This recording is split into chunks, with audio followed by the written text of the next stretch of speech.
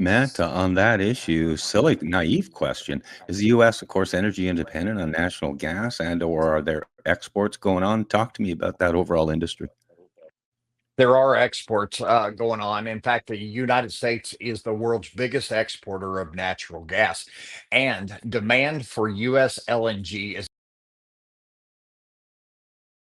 we need to bring more natural gas online. We need more export facilities.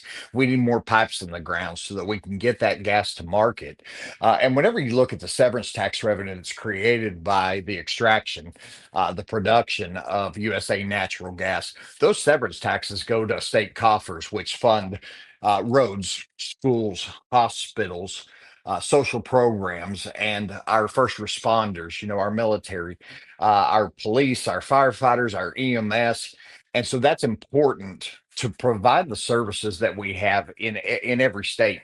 Whenever you look at New Mexico, of course, neighboring state, oil and gas revenue actually accounts for approximately 40 to 43% of their entire state budget.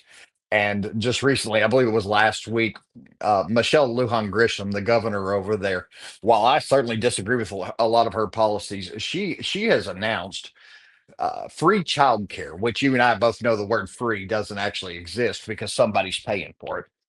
It's being paid for out of oil and gas revenue. If New Mexico did not have all of that severance tax revenue from the production, the extraction, and the export of oil and gas, they wouldn't be able to afford anything.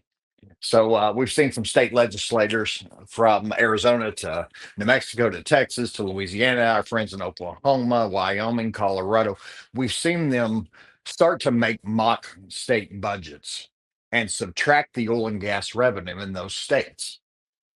And then when you do that, you have to look at your population and say, now, wait a minute, which 40% do we want to cut out of this? Which 40% do we want to cut off from this? Um, do we want to complete this road about 60%, and just leave the other 40% undone?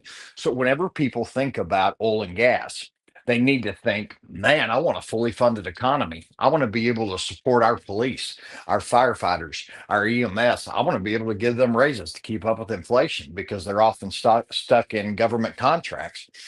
We want our schools to have all the revenue that they can have so that our children are well educated. We want our hospitals funded, and we don't want to have to pay for illegals either.